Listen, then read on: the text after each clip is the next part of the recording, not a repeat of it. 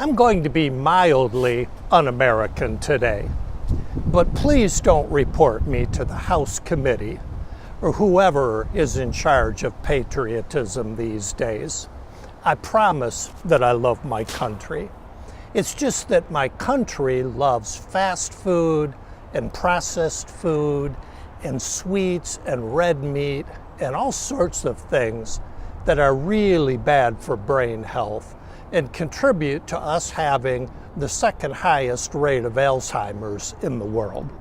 If you're experiencing cognitive impairment, you want to improve your diet to protect your brain. And I've got two bits of good news for you. The first is you don't have to give up all those naughty foods you love.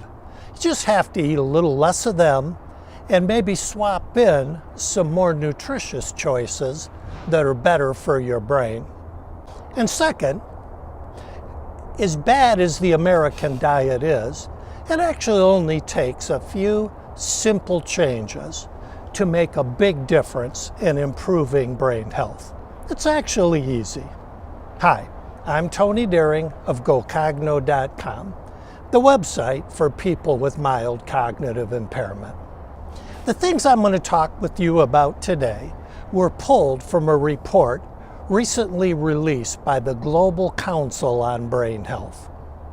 Among its findings were that diet definitely impacts brain health, and the prevailing Western diet, which is high in salt, sugar, excess calories, and saturated fats, is bad for brain health. Now, we all kind of knew that, didn't we? What makes this report great is it's loaded with all kinds of practical tips on how to eat better. And it's not hard to do if you approach it right. The report says it's never too late to start, that making small, practical changes is a useful and sustainable way to improve, and that from there, you just improve on these tiny changes over time. In that spirit, here are 10 simple ways to get you started. 1, eat smaller portions.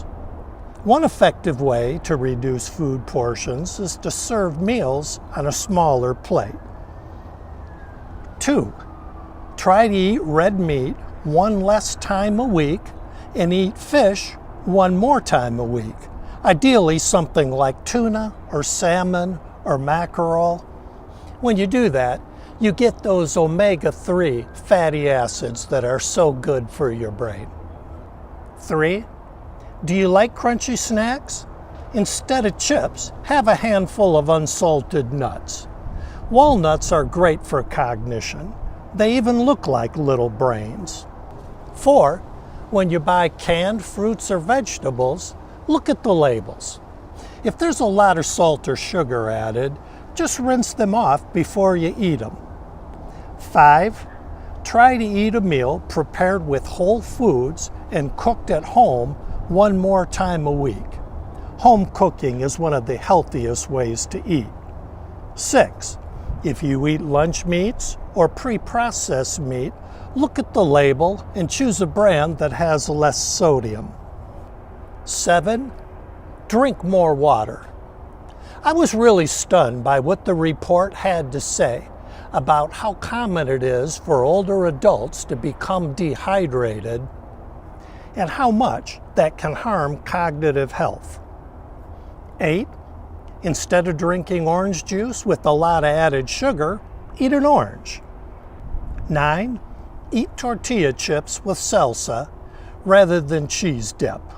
And 10, use lemon or herbs to season food to reduce the amount of sodium you're eating. Now that's just a sampling, but you get the idea.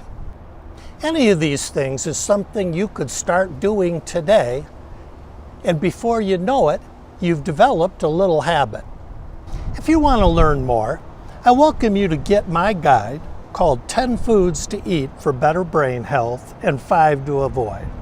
It's free when you sign up for my weekly brain health email, which is also free. Shows you what foods to eat and what foods to cut back on. It includes great cookbooks for brain health and even offers a worksheet you can use to make eating changes. You can get it by going to gocogno.com/10foods. So how about it? Did you see a little change that you'd like to make right now? I encourage you to get started, and I look forward to seeing you again next week.